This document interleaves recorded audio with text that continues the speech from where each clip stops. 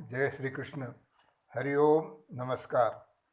श्रीमद् भागवत कथामृत श्रवण मालिका में भगवान श्री कृष्ण और गोपियों के साथ हुआ रास लीला का मनमोहक वर्णन सुनकर मन वृंदावन में चला गया, जहाँ भगवान तरह तरह की लीलाएं करते हुए सबको आनंदित करते हैं।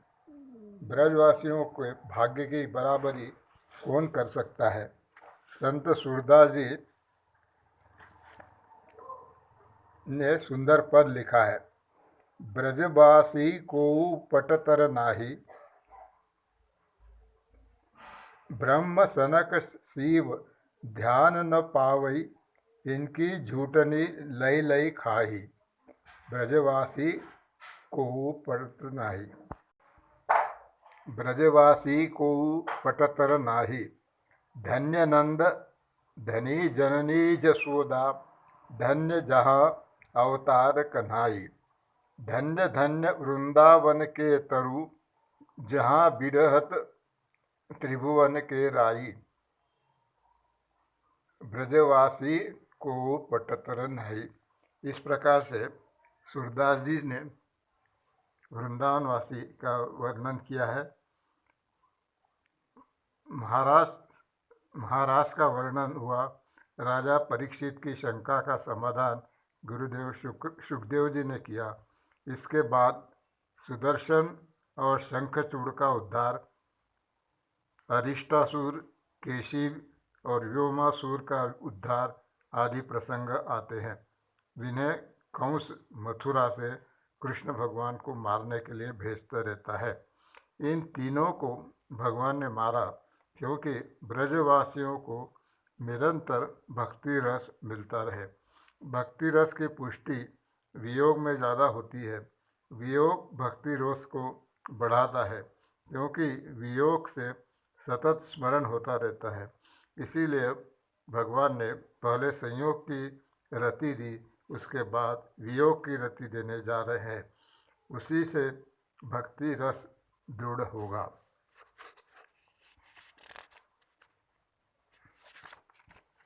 इसीलिए भगवान वृंदावन छोड़कर मथुरा जाने की तैयारी में लग गए।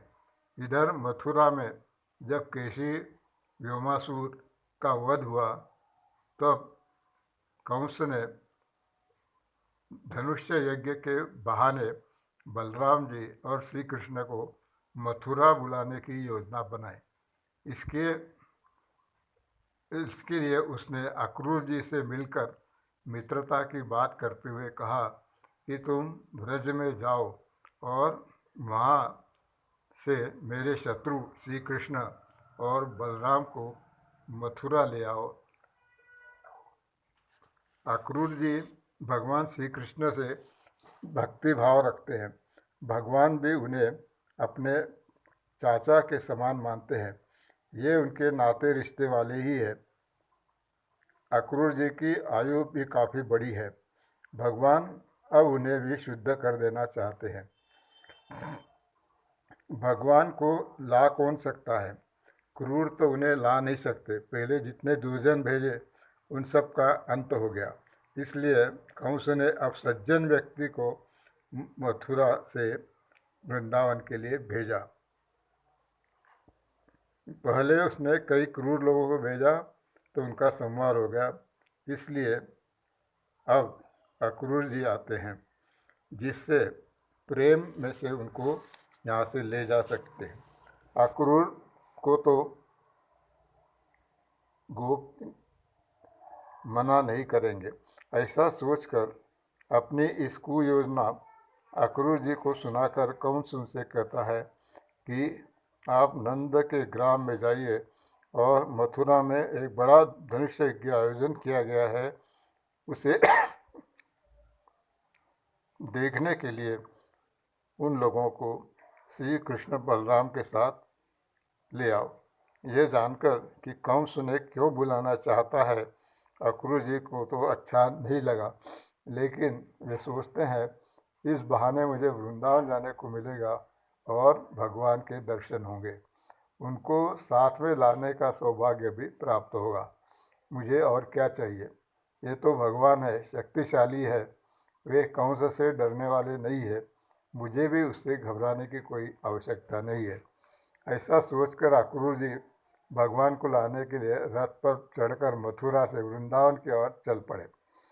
रास्ते में अक्रूर जी मनोरथ करते जाते हैं कि मैं उन भगवान का दर्शन करने जा रहा हूँ जो सारी पृथ्वी का भार उतारने के लिए यहाँ आए हैं, जिन्होंने मानंद बाबा और यशोदा जी को अपनी बाल लीला का सुख दिया, बछड़ों और गौओं को भी चराया है।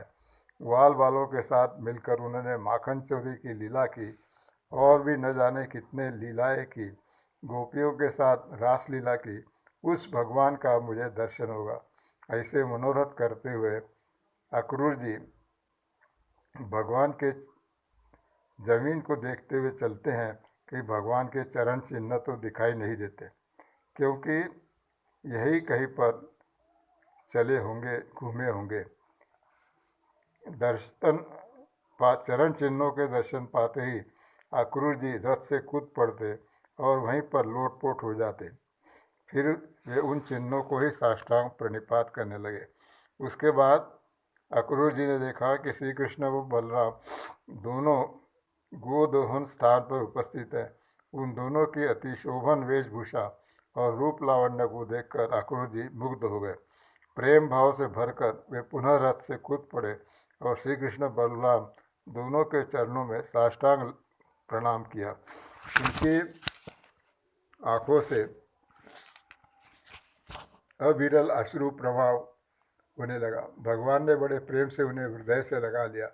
फिर बलराम जी ने भी उन्हें गले लगाया और दोनों भाई हाथ पकड़कर उन्हें घर ले आए और वहाँ उनको बलि प्रकार से स्वागत सत्कार किया। नंद बाबा ने भी उनका सम्मान किया और बड़े प्रेम से उनका कुशल मंगल पूछा।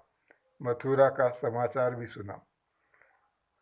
मथुरा से आते समय अक्रूर जी के मन में ये भाव आ रहे थे कि श्री कृष्ण मुझे चाचा चाचा कहकर पूरा पुकारेंगे। फिर मथुरा में आए तो मेरे घर पर भी पधारे। देखो, यहाँ आते ही प्रणाम आदि के बाद भगवान उनसे उसी प्रकार से बातें करने लगे, उनकी इच्छा को पूर्ण किया। इतना ही नहीं, भगवान ने तो उनके पैर भी दबाए और उनकी थकान दूर की। फिर रात में जब सब लोग इधर उधर हो गए तो भगवान श्री कृष्ण उनसे पूछते हैं कि मथुरा का क्या हाल है, वहाँ का क्या समाचार है। अक्रूर जी बोले, आपको क्या समाचार बताएं?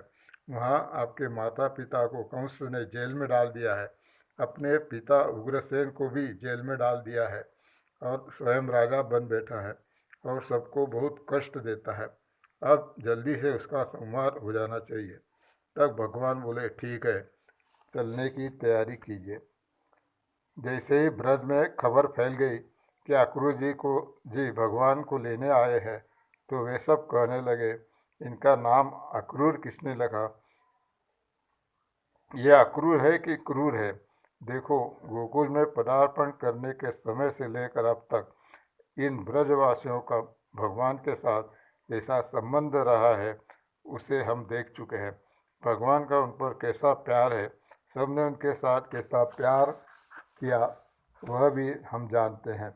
ऐसे भगवान वहाँ से चले जाएंगे, यह सुनकर उस समय उनकी स्थिति कैसी हुई होगी, हम उसकी कल्पना भी नहीं कर सकते।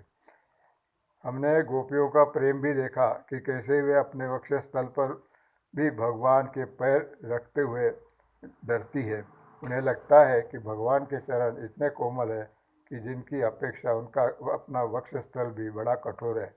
उन्हीं अत्यंत सुकोमल चरणों से श्री कृष्ण वन में घूम रहे हैं, ऐसा सोच सोचकर उनका मन दुखी होता है। ऐसी उनकी भक्ति है, प्यार है।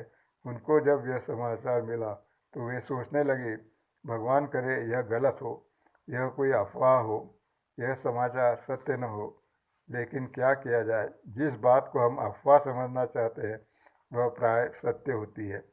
गोपियाँ समझ रही है कि धनुष यज्ञता बहाना है, श्री कृष्ण एक बार यहाँ से जाएंगे तो वापस नहीं आएंगे। उनको मालूम है कि ये जहाँ जाएंगे वहीं लोग उन्हें रोक लेंगे, बिठा कर रखेंगे, इनको छोड़ेंगे नहीं। इस प्रकार से अब भगवान मथुरा के लिए प्रस्थान करेंगे। नंद बाबा और अक्रूर जी का जो संवाद है और जो निकलने की तैयारी है वो हम कल देखेंगे। आज यहीं विश्राम देंगे। हरि ओम, नमस्कार।